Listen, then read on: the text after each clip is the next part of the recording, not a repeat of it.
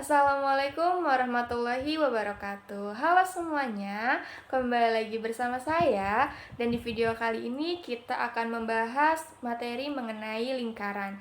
Sebelumnya izinkan saya untuk memperkenalkan diri. Nama saya Nurul Istiqomah dengan NPM 201063105889 dari Program Studi Pendidikan Matematika Fakultas Keguruan dan Ilmu Pendidikan Universitas Singapura Bangsa Karawang. Video ini saya buat untuk memenuhi penilaian ujian akhir semester mata kuliah Kapita Selekta Geometri yang diampu oleh Ibu Atinwarmi MPD.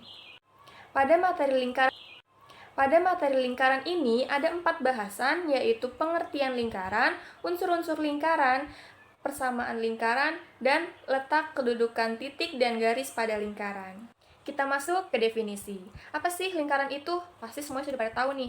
Lingkaran adalah sebuah garis lengkung yang bertemu kedua ujungnya, sedangkan semua titik sama jauh letaknya dari sebuah titik-titik tertentu. Nah, titik ini dinamakan dengan pusat lingkaran. Daerah yang dibatasi oleh lingkaran disebut dengan bidang lingkaran. Lalu selanjutnya ada unsur-unsur lingkaran. Yang pertama ada titik pusat lingkaran, yaitu titik yang berada tepat di bagian tengah lingkaran. Bisa dilihat pada gambar di samping, serta garis dan titik penunjuknya. Lalu yang kedua ada jari-jari lingkaran, yaitu jarak antara titik pusat lingkaran dengan titik pada lingkaran. Biasanya jari-jari ini disimbolkan dengan huruf R kecil. Bisa dilihat pada gambar di samping, yaitu daerah yang dibatasi oleh garis merah merupakan sepanjang jari-jari lingkaran. Yang ketiga ada diameter lingkaran, yaitu garis lurus yang menghubungkan dua titik sekeliling lingkaran dan melalui titik pusat lingkaran. Biasanya diameter ini disimbolkan dengan huruf D kecil. Di sini unsur yang lebih dalam lagi, yaitu ada tembereng. Tembereng adalah daerah yang diapit oleh tali busur dan busur lingkaran. Dilihat di gambar di samping, yaitu tembereng terletak di daerah yang berwarna pink. Lalu yang kedua ada tali busur, yaitu garis yang menghubungkan dua titik pada lingkaran tetapi tidak melewati titik pusat. Dan letak tali busur merupakan sisi garis lurus dari tembereng. Yang ketiga ada apotema, yaitu garis tegak lurus yang menghubungkan titik pusat dengan tali busur. Nah, jika pada gambar di samping, apotema digambarkan oleh garis putus-putus berwarna kuning. Yang keempat ada juring, yaitu daerah yang diapit oleh dua jari-jari dan busur lingkaran. Juring pada gambar di samping adalah bagian pada lingkaran yang berwarna biru. Lalu yang terakhir ada busur, yaitu bagian dari lingkaran yang berbentuk lengkung. Pada garis lingkaran ada garis yang berwarna merah, sepanjang garis merah itu dari jari-jari ke jari-jari merupakan busur lingkaran. Selanjutnya ada pi, keliling, dan luas lingkaran. Nah, ketiga ini biasa kita temukan di materi lingkaran. Apa sih pi, keliling, dan luas lingkaran itu? Yang pertama ada pi, disimbolkan dengan simbol seperti itu, dibacanya pi, yaitu suatu besaran yang merupakan perbandingan dari keliling lingkaran dan diameter lingkaran. Nilai dari pi sendiri yaitu 3,141532653979323846. Banyak ya. Nah, biasanya kita menyingkatnya dan biasanya kita memakainya hanya sampai 3,14. Apabila dilakukan pendekatan ke bentuk pecahan, kita bisa menggunakan 22/7 sebagai pengganti dari 3,14. Yang kedua ada keliling lingkaran, biasanya disimbolkan dengan huruf K besar, yaitu ukuran panjang lingkaran itu sendiri. Rumusnya ada K sama dengan Pi dikali D, atau juga bisa K sama dengan 2 Pi dikali R, dengan Pi merupakan 3,14 atau 22/7, dan D merupakan diameter dari lingkaran itu sendiri. Atau bisa kita gunakan rumus yang kedua, yaitu 2 dikali Pi, Pi-nya bisa diganti dengan 3,14 ataupun 22/7, dan R-nya merupakan jari-jari dari lingkaran itu sendiri. Yang ketiga ada luas lingkaran, atau biasa disimbolkan dengan huruf L besar. Rumusnya yaitu L sama dengan Pi dikali R kuadrat. Pi-nya merupakan angka 3,14 atau 22/7, dan R-nya merupakan jari-jari dari lingkaran. Yang ketiga ada persamaan lingkaran. Bentuk umum dari persamaan lingkaran yaitu x kuadrat ditambah y kuadrat ditambah ax ditambah by ditambah c sama dengan 0, dengan a, b, c-nya itu merupakan konstanta. Dari persamaan tersebut bisa kita cari jari-jarinya menggunakan rumus R sama dengan akar dari 1/4 A kuadrat ditambah 1/4 B kuadrat dikurangi C. Dan bisa juga kita cari titik pusatnya menggunakan min setengah A, min setengah B. Selanjutnya, kita bisa mencari letak titik pada lingkaran pusat P di A, B dan jari-jarinya sepanjang R.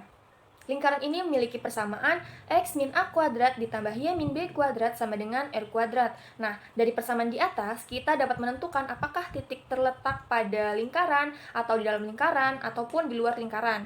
Untuk menentukan letak titik tersebut, kita bisa menggunakan cara substitusi titik pada variabel X dan Y. Lalu kita bandingkan hasilnya dengan menggunakan kuadrat dari jari-jari lingkarannya. Adapun ketentuannya, jika hasil dari X1 min A kuadrat ditambah Y min B kuadrat sama dengan 0, maka titik tersebut terletak pada lingkaran. Nah, jika hasil dari X1 min A kuadrat ditambah Y2 min B kuadrat kurang dari R kuadrat, maka titik tersebut berada di dalam lingkaran. Dan yang ketiga, jika hasil X1 min A kuadrat ditambah Y2 min B kuadrat lebih besar dari R kuadrat, maka titik tersebut terletak di luar lingkaran. Nah, sekarang kita membahas lingkaran dengan pusat O 0,0 dan jari-jarinya yaitu R. Sama seperti tadi, persamaannya memiliki X min A kuadrat ditambah Y min B kuadrat sama dengan R kuadrat. Nah, karena lingkaran yang ini memiliki pusat 0,0, maka nilai A, B-nya bisa kita ganti jadi 0,0 dan menghasilkan rumus yang lebih sederhana menjadi X kuadrat ditambah Y kuadrat sama dengan R kuadrat. Dari persamaan tersebut juga kita dapat menentukan letak suatu titik terhadap lingkaran. Dengan ketentuan, jika X1 kuadrat ditambah Y1 kuadrat sama dengan 0, maka titik tersebut berada pada lingkaran. Dan jika X1 kuadrat ditambah Y1 kuadrat kurang dari R kuadrat, maka titik tersebut berada di dalam lingkaran. Dan juga, jika hasil dari X1 kuadrat ditambah Y1 kuadrat lebih besar dari R kuadrat, maka titik tersebut terletak di luar lingkaran. Sebelumnya kita sudah membahas persamaan lingkaran. Nah, yang sekarang adalah persamaan garis singgung lingkaran, atau biasa kita sebut dengan PGSL. Persamaan garis singgung lingkaran ini berbeda dengan rumus-rumus persamaan garis singgung yang lainnya, karena PGSL dibedakan dalam 3 kondisi. Yang pertama yaitu persamaan garis singgung yang melalui satu titik pada lingkaran. Yang kedua yaitu persamaan garis singgung yang melalui satu titik di luar lingkaran. Dan yang ketiga adalah persamaan garis singgung jika ada gradien tertentunya. Yang pertama ada persamaan garis singgung lingkaran melalui satu titik pada lingkaran. Ada beberapa rumus di bawah ini. Jika persamaan lingkarannya merupakan X kuadrat ditambah Y kuadrat sama dengan R kuadrat, maka rumus persamaan garis singgungnya yaitu menjadi X dikali X1 ditambah Y dikali Y1 sama dengan R kuadrat. Jika persamaan lingkarannya X min H kuadrat ditambah Y min K kuadrat sama dengan R kuadrat, maka persamaan garis singgungnya menjadi X min H dikali X1 min H ditambah Y min K dikali Y1 min K sama dengan R kuadrat. Nah, jika persamaan lingkaran yang merupakan X kuadrat ditambah Y kuadrat ditambah AX ditambah B ditambah C, maka persamaan garis singgungnya yaitu menjadi X dikali X1 ditambah Y dikali Y1 ditambah setengah A dikali X plus X1 ditambah setengah B dikali Y ditambah Y1 ditambah C sama dengan 0. Sekarang ada garis singgung lingkaran dengan kondisi yang kedua, yaitu melalui suatu titik di luar lingkaran. PGSL kali ini tidak memiliki banyak rumus, tetapi cara mencarinya menggunakan langkah-langkah. Yang pertama yang bisa kita lakukan adalah melakukan pemisalan garis singgung yang akan kita cari, dengan memisalkan M sebagai gradiennya, dan memisalkan X1 Y1 sebagai titik di luar lingkaran yang dilalui oleh garis singgung tersebut. Lalu yang kedua, kita bisa substitusikan nilai Y yang diperoleh dari langkah pertama ke persamaan lingkaran, sehingga diperoleh suatu persamaan kuadrat dengan variabel X. Yang ketiga yaitu menghitung nilai diskriminan persamaan kuadrat tersebut. Agar garis itu menyinggung, maka nilai diskriminannya harus sama dengan 0, yaitu D sama dengan 0. Lalu yang keempat, bisa kita selesaikan persamaan kuadrat yang sudah diperoleh tadi untuk mendapatkan nilai M atau nilai gradiennya. Dan langkah yang terakhir yaitu mensubstitusikan nilai M atau gradien pada pemisalan yang tadi kita sudah lakukan pada langkah pertama.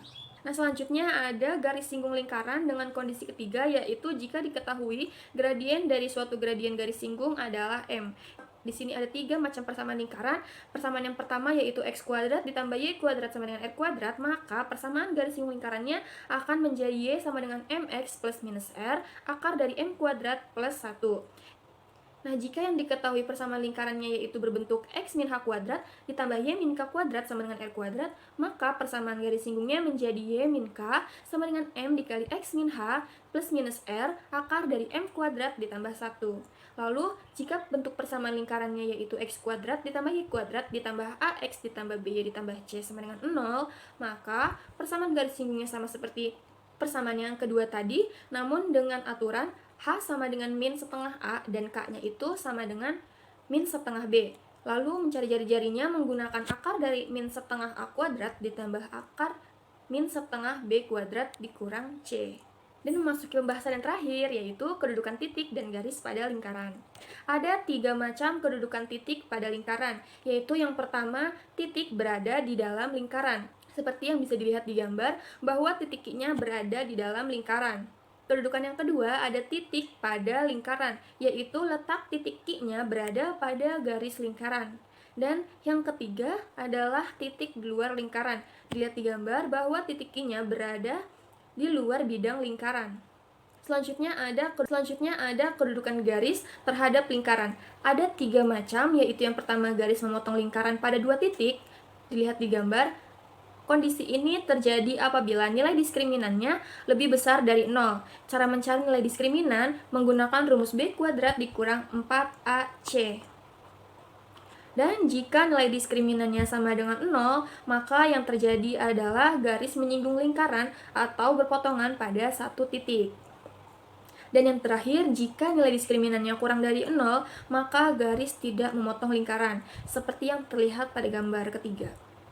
Sekian materi yang dapat saya sampaikan. Semoga materi ini dapat berguna dan bermanfaat untuk kita semua. Mohon maaf jika saya ada salah-salah kata atau penyebutan. Terima kasih. Wassalamualaikum warahmatullahi wabarakatuh.